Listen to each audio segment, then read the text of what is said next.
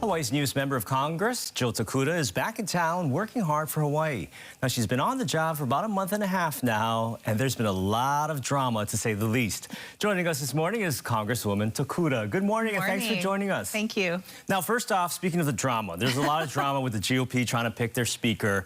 It delayed your swearing-in process with your friends and family having to leave D.C., but I understand you had your local celebration in Kaneohe. How special was that? It really was special to bring it home, to be at my alma mater, Castle High School, where now our oldest son, Matt, attends as a student, and our son, Aiden, will go. It was definitely very special. But really, it wasn't about me. It was a chance for me, I felt, to really say thank you to so many people who had helped me get to where I am now, and really enlist the help of everyone in our community, my family, my friends, all of us, to do the good work we need to do on behalf of Congressional District 2. So it was just a real humbling and inspiring moment, but a chance to say thank you, and hey, let's all work together going forward.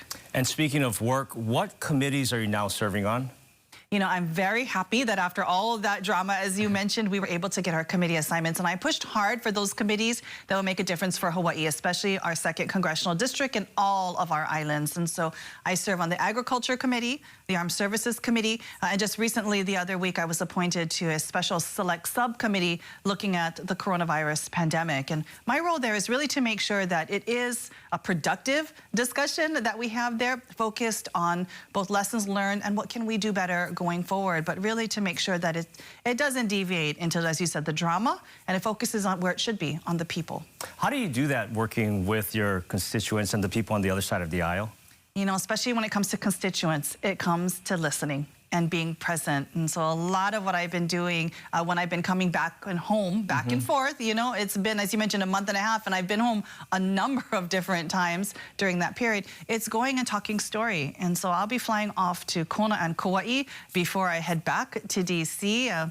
You know, we've been on Maui in the past.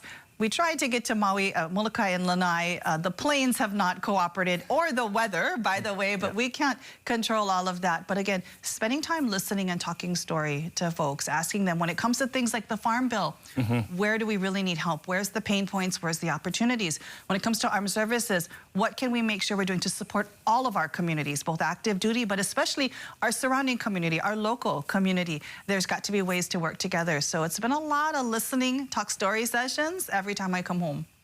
Now, have you introduced any legislation, and can you talk about that? You know, absolutely. And the most humbling thing to learn is it's not as simple to introduce legislation in Congress as when you're in the state Senate. So that was definitely an eye-opener for me. But we did introduce our first few bills focused on coffee, as well as macadamia nuts.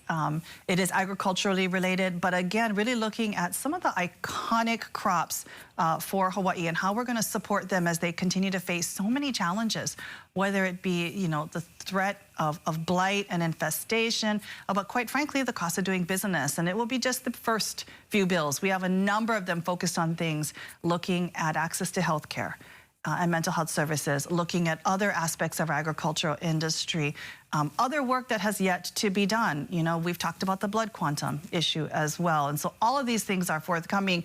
Our team's working really hard in DC, and I'm excited for what we're going to do in the days and the weeks ahead.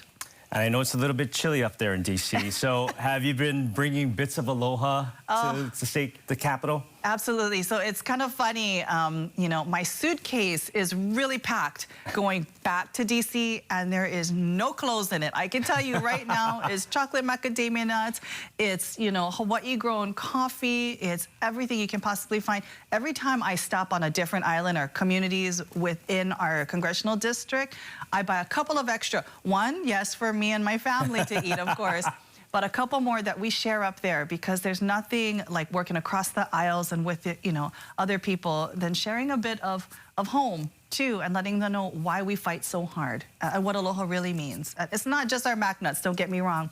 It's the way we treat each other. And so, Congresswoman Tokuda, thank you for joining us this morning, and continue the great work you're doing on Capitol Hill. Mahalo.